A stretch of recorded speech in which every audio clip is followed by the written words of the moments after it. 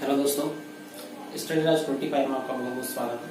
दोस्तों, आज जो हम पढ़ेंगे यहाँ पे जीव विज्ञान में बहुत इंपॉर्टेंट टॉपिक है जिसे हम आज डिस्कस करेंगे।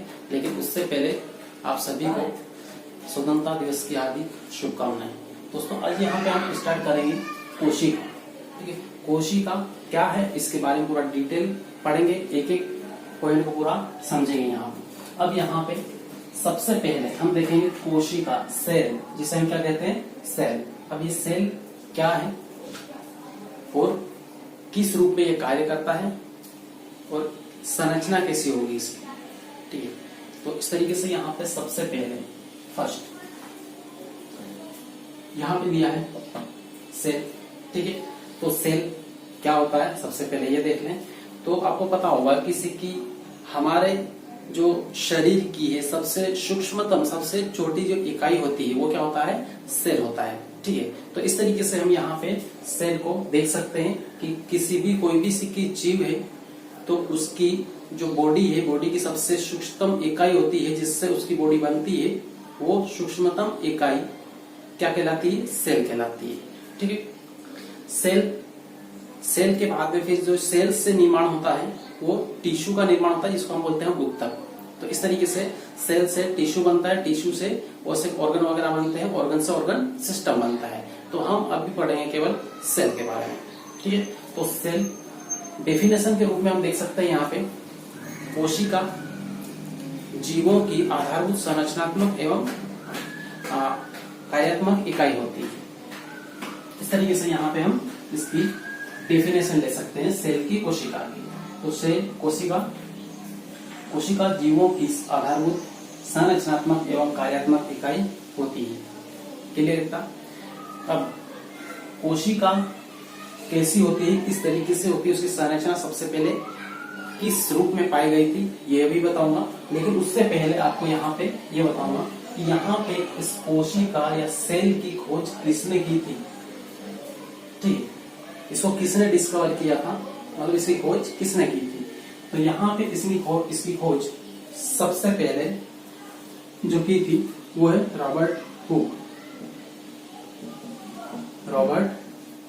हुक। ठीक, तो ये नाम याद रखना है क्योंकि बहुत इंपॉर्टेंट है और हर एग्जाम के लिए बहुत इंपॉर्टेंट होता है। ठीक है, क्योंकि ये मेन व्यक्ति है कोशिका की खोज करने वाले, सबसे पहले इन्होंने कोशिका की खोज की थी। ठीक है, रॉबर्ट हुक। अब ये देखो यहाँ पे कब की थी, तो कब की थी यहाँ पे 1665 में की थी, 1665 ईस्वी में। ठीक है, तो इस तरीके से यहाँ पे 1665 ईस्वी में रॉबर्ट हुक ने खोज की थी किसकी, सेल की, मतलब कोशिका की। तो इस तरीके से ये है। अब यहाँ पे देखें कि कैसे की थी। ठीक है, कैसे की खोज तो कर दी 1665 में रॉबर्ट हुक ने की, लेकिन की किस तरीके से, उन्होंने किस तरीके से उसका परीक्षण किया, उसका निरीक्षण किया। ठीक है, उनको कैसे पता चला कि यहाँ पे ये सेल है। तो यहाँ पे आपको सबसे पहले बता दो ये कैसे की। तो रॉबर्ट हुक ने एक माइक्रोस्कोप बनाया, सूक्ष्मदर्शी जिसको बोलते हैं हम, उस सूक्ष्मदर्शी माइक्रोस्कोप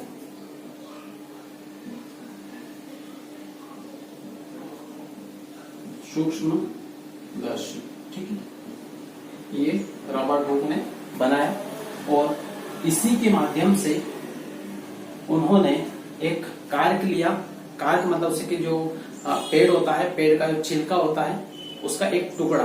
ठीक है, तो पेड़ के छिलके का एक टुकड़ा लिया, कार्क लिया, जिसको सूक्ष्मदर्शी की सहायता से उसको देखा गया, उसका निरीक्षण किया गया।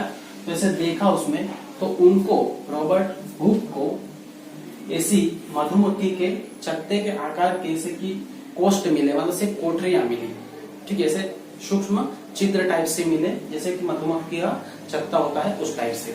ठीक है, तो इस टाइप से यहाँ पे दिखे और यहाँ पे अंदर गोल गोल से की होल भी, तो इस टाइप के ये थे। अब यहाँ पे आकृति आपको क्लियर दिख रही होगी। ठीक है, तो इस तरीके से उनको दिखा तो उनको लगा कि ये तो कोठरिया टाइप से है। ठीक है, तो ये कोठरियां जो है इन्होंने नाम दे दिया, रॉबर्ट हुक ने क्या बोला, कोशा। ठीक है, क्या नाम दिया, कोशा। तो यहाँ पे इनको देखें तो इनका नाम जो दिया था वो है कोशा, जिसको सेला ये बोलते हैं। ठीक है, तो कोशा इंग्लिश में शेला, इस तरीके से ये दिया। अब इन्होंने ये नाम दे दिया यहाँ पे। ठीक, ये देने के बाद में फिर इस कोशा से ही, इसका मतलब होता है कक्ष। ठीक है, कोशा का मतलब क्या होता है? कक्ष या सूक्ष्म कक्ष बोलते हैं अपन इसको। तो सूक्ष्म कक्ष जैसे कि छोटे छोटे बहुत सारे कक्ष थे, इनको इन्होंने नाम दिया था कोशा। ठीक है, अब यहाँ पे यही कोशा आगे चल के में क्या बना? सेल। ठीक है, यही कोशा या सेला आगे चल के बना सेल। तो इस तरीके से यहाँ पे ये कंप्लीट हुआ कि इसकी खोज किसने की थी, कब की थी और कैसे की, इतना क्लियर रखना है। ठीक, और ये जो शब्द है कोशा, ये लैटिन शब्द है, लैटिन लैंग्वेज का शब्द है। ठीक है, कोशा, तो यहाँ पे लिख दे रहा हूं कोशा। किस भाषा का शब्द है? तो लैटिन का। ये ठीक है, क्लियर है। तो इस तरीके से यहाँ पे खोज कंप्लीट हुई।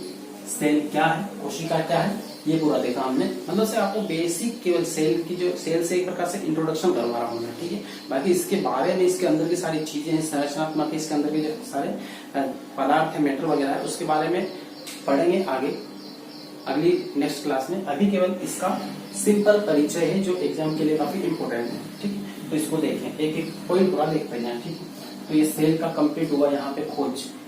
ठीक है, अब हम आगे बढ़ते हैं यहाँ पे। सेल्फ रिप्रोडक्शन मतलब उसकी जो क्वालिटी होती है, उसकी जो खासियत होती है सेल की, वो क्या होती है? तो यहाँ पे सेल्फ रिप्रोडक्शन होता है इस सेल में। ठीक है, मतलब कोशिका, जो नई नई कोशिकाएं बनती है, वो एक जो कोशिका है पहली वाली, उसी से ही दूसरी कोशिका बनती है, मतलब स्वप्रजनन जिसको बोलते हैं हम। ठीक है, सेल्फ रिप्रोडक्शन मतलब स्वप्रजनन,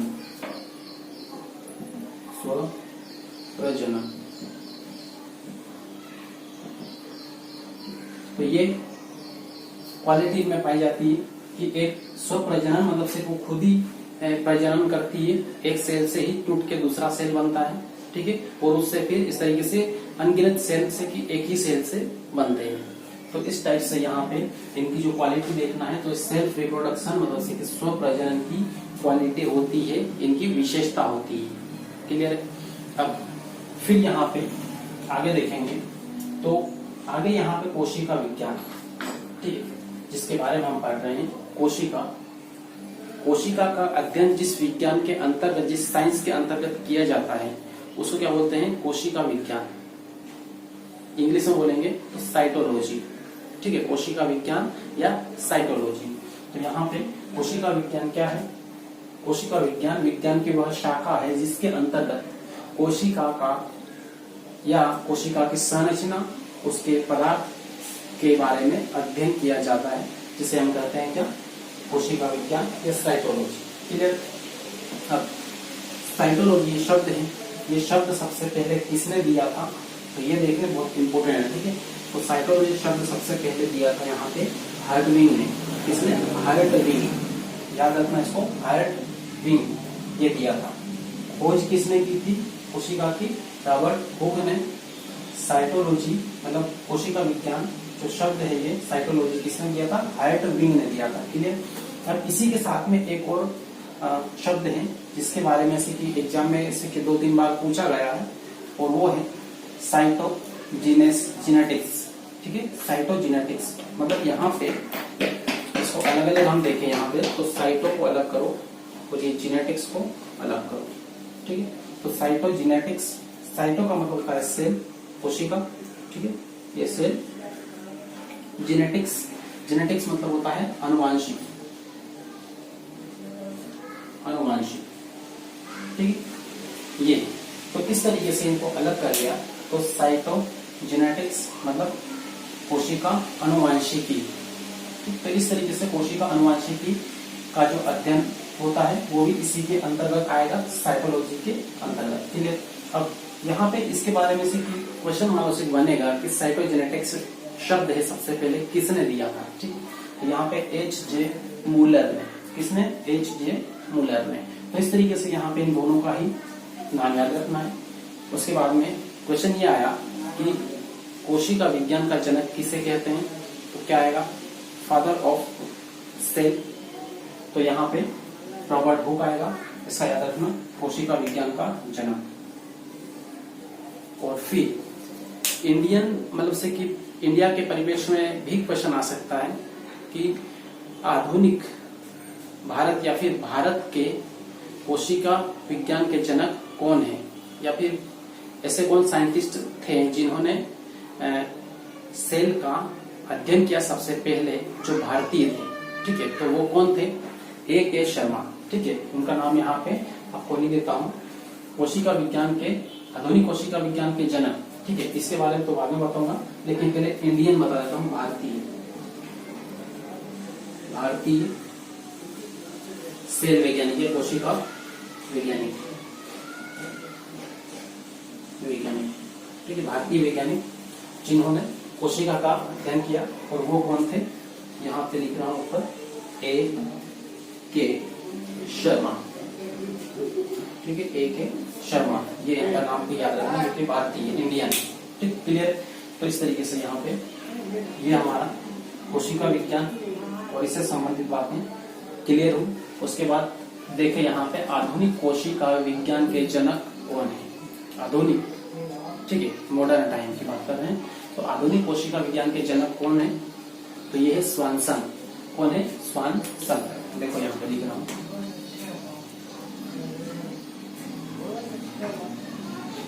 स्वानसन। ठीक, ये नाम है इनका, आधुनिक कोशिका विज्ञान के जनक। तो इसका ये ध्यान रखना। क्लियर? अब यहाँ पे स्वानसन ने एक बुक लिखी थी, इनकी एक बुक लिखी हुई है जिनका नाम है सेल बुक। ठीक है, स्वानसन द्वारा लिखी गई बुक का नाम क्या है? Cell book. Cell book. तो इस तरीके से स्वानसन को ध्यान रखना है, उसकी बुक को भी ध्यान रखना है। ठीक है, और आधुनिक कोशिका विज्ञान के जनक है, इसको भी याद रखना है। ठीक, अब यदि यहाँ पे स्वानसन ने एक बुक लिखी, यहाँ पे सेल बुक, तो रॉबर्ट हुक ने भी एक बुक लिखी थी। ठीक है, जिसका नाम क्या है? माइक्रोग्राफिया। ठीक है, माइक्रोग्राफिया। तो इस तरीके से यहाँ पे इसकी बुक का नाम भी याद रखना, माइक्रोग्राफिया।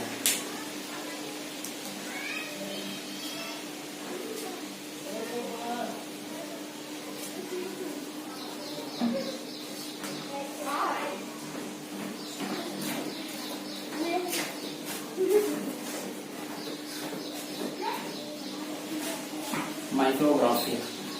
तो इस तरीके से यहाँ पे रॉबर्ट हुक की बुक है।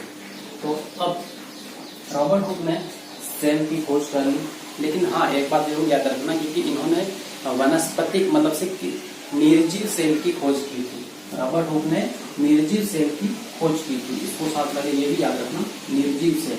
ठीक है, नॉन लिविंग सेल जिसको बोलते हैं, तो निर्जीव या मृत कोशिका, मृत कोशिका, कोशिका इसकी खोज की थी। ठीक है, लिविंग सेल की नहीं की थी इसने, डेड सेल की खोज की थी, मतलब मृत कोशिका की खोज की थी। तो अब यहाँ पे क्वेश्चन ये भी उठता है कि लिविंग सेल की मतलब से कि जीवित कोशिका की खोज किसने की थी? तो जीवित कोशिका की खोज की थी स्वान ने। ठीक है, जीवित कोशिका, तो यहाँ इसको मिटा देते हैं।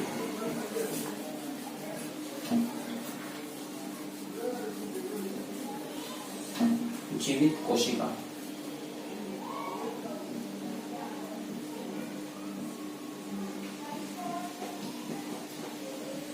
जीवित कोशिका की खोज किसने की थी? तो स्वान ने की थी। नहीं, स्वान ने नहीं, सॉरी, ल्यूवेन होक। ठीक है, ल्यूवेन होक ने की थी। और इन्होंने कब की थी? तो ये देखें यहाँ पे 1674 ईस्वी में, 1674 ईस्वी में।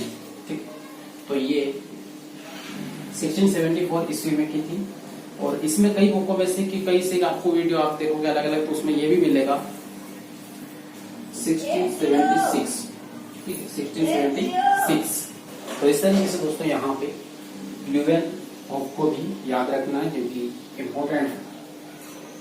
इन्होंने जीवित कोशिका की खोज की थी, जो यहाँ पे मैंने लिखा लिविंग सेल, ठीक है, और मृत कोशिका की बात करें तो रॉबर्ट हुक ने की थी। इन दोनों का सन याद रखना। वैसे ऑथेंटिक जो सन है वो ये है 1674। ये वाला कई वीडियो में, कई बुकों में आपको मिलेगा, लेकिन किसी की मेन जो ये खास है, ठीक है। तो इस तरीके से इसको याद रखना। अब तो इस तरीके से यहाँ पे कोशिका का जो बेसिक स्ट्रक्चर था, उसका जो इंट्रोडक्शन था बेसिक, वो हमारा कंप्लीट हुआ, ठीक है। अब वो कंप्लीट होने के बाद में नेक्स्ट क्लास में हम देखेंगे यहाँ पे इसके अंदर की सारी संरचना, उनके अंदर की सारे मैटर के बारे में अलग अलग, ठीक है। और अब आएगा पूरा पार्ट जो आएगा समझने का आएगा, ठीक है। यहाँ पे केवल बेसिक था और इंट्रोडक्शन था, इसलिए आपको सीधे सीधे बताया, ठीक है। अब नेक्स्ट क्लास में पूरा डिटेल से समझेंगे एक एक पार्ट के बारे में। तो मिलते हैं फिर नेक्स्ट क्लास में, तब तक के लिए बेस्ट ऑफ लक।